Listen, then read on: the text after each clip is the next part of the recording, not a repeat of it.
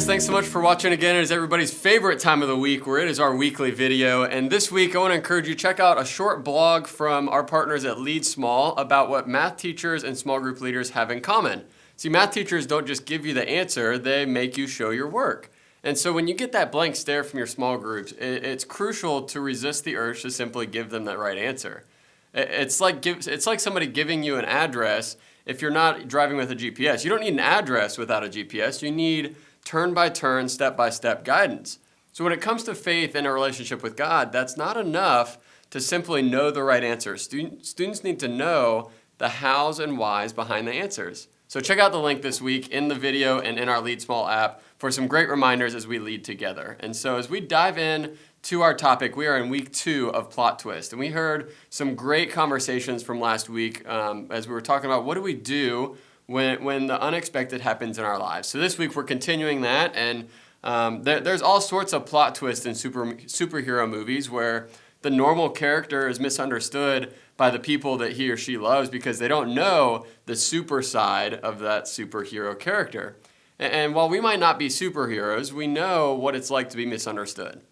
We can feel misunderstood by our family for all kinds of reasons. And no matter what the situation is that you're in, nearly all of our families and our students' families have an idea of who they think our students should be or who you should be. And the plot twist comes in when our students' families' picture is different from who they see themselves, who they really are. And this is more frustrating with your family than it is with anybody else because it feels like if anybody should get you, it's the people you live with, right? So we're staying with Paul as we follow his story through the plot twist and through his life. And before Paul became Jesus' biggest fan, Paul was the poster child for the Jewish culture. In his letter to the Philippian church, Paul describes his Jewish credentials like this. He says, "I'm a pure-blooded citizen of Israel and a member of the tribe of Benjamin, a real Hebrew if there ever was one.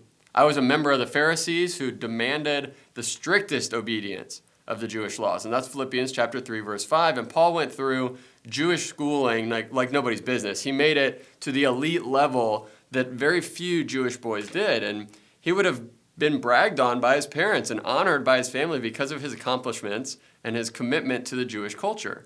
But then Paul's life took a turn.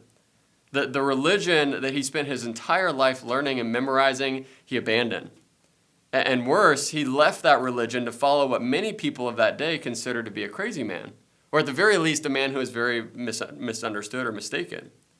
Now, Jesus, according to the Jews at that time, wasn't just a nice guy. He was a threat to Judaism.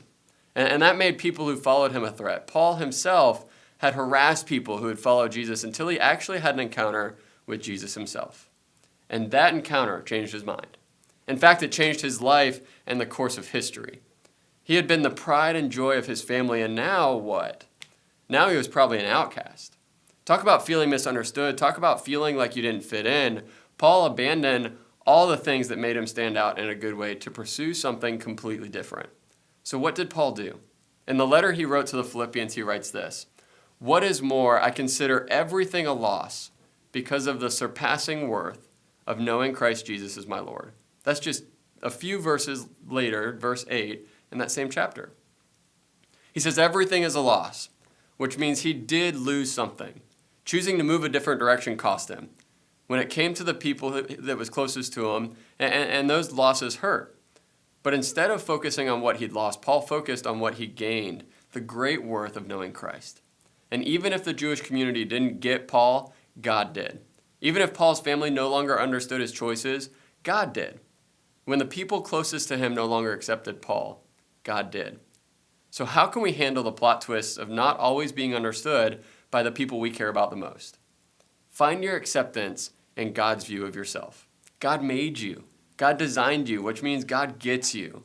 And how you feel, God gets how you feel. It's not a surprise. He knows it, and he knows because he's the perfect father. When you feel like your family doesn't get you, you've got it with God. He's your biggest friend. He believes in you. He knows the best for you, and he's looking out for you. You don't ever have to feel misunderstood by God. Not today, not ever. And the second thing we need to remember is take the pressure off your parents or your family to always get you 100% of the time to understand. That's not really possible. God is the only one who can always 100% of the time get you because he knows you inside and out. Your family and friends will misunderstand you, and you will likely misunderstand some of them when plot twists happen in life as well. Our job is to communicate together in this messiness of life. Without communication, nothing happens. When we communicate, it opens the opportunity for things to change. God has something better for us. We can work on improving what we have with our family, but most of all, we can begin to see ourselves as God sees us.